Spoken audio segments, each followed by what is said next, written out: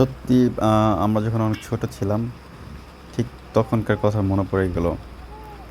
কারণ তখন দাদা, তারপর চাচা, জ্যাঠারা যেভাবে মাছ ধরতো, তখন তো মাছ আসতো অনেক পরিমাণ মাছ আসতো বাংলাদেশে। বিভিন্ন নদ-নদীতে, খাল-বিলে এরকম যখন আ বর্ষা পানি বেড়ে যেত, অল্প, অল্প বন্যা আসতো, তখন দেখা গেছে বিভিন্ন জায়গায়, জায়গায় ক্ষেতে, তারপরে নদী-নালাতে, নদী-নালার পাশে যে খাল-বিল থাকতো, তো তার পাশে হচ্ছে এরকম আ বাঁশ দিয়ে হচ্ছে এরকম মাচা পাততো। তো ওই মাচার মধ্যে হচ্ছে এরকম মাছ আসতো।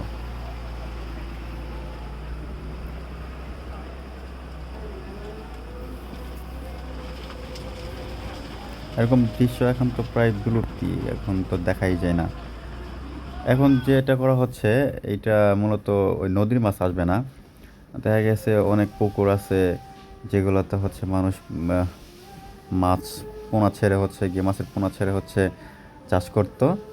তো বেশি পানি হওয়ার কারণে, বৃষ্টি হওয়ার কারণে, হয়তো বন্যা হওয়ার কারণে তাদের এইখানে ওইখানের পুকুরগুলো বেসে গেছে, মাছগুলো বেসে গেছে, যার কারণে আর কি বেসে যাওয়া মাছগুলো এখানে আসতেছে। আদারওয়াইজ অন্য মাছ এখানে আসা বা নদীর মাছ আসার কোনো কারণই নাই।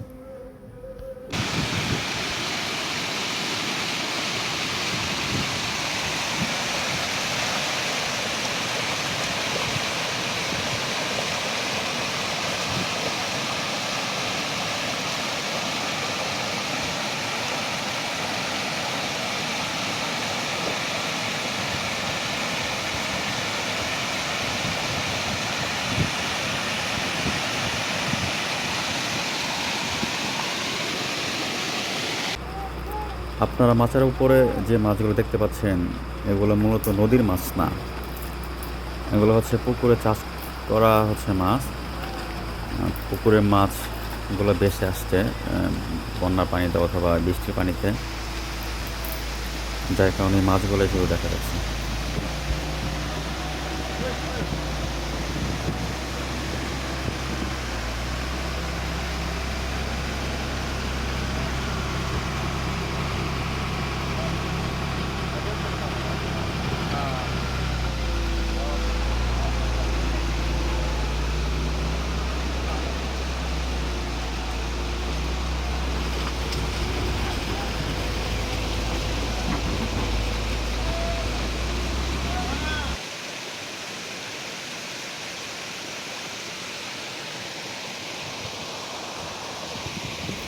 এরকম দৃশ্য সচরাচর দেখা যায় না।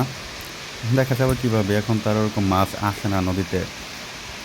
তার কারণে হচ্ছে গিয়া মাছ তেমন একটা নাই, ধরেও না মানুষ। পাওয়া যায় না, পাইলে তো মানুষ হচ্ছে এরকম করতো। এই অনেকদিন পর হচ্ছে আর কি দেখা গেল। কিন্তু ওরা যে পরিশ্রমটা করছে, যে এত কষ্ট করে এগুলো করছে, আমার মনে হয় না যে আহামরি তোরা মাছ পাবে। কিন্তু এটা ভালো লাগতো যে আগের জিনিসগুলো এখনো মানুষের মধ্যে আছে।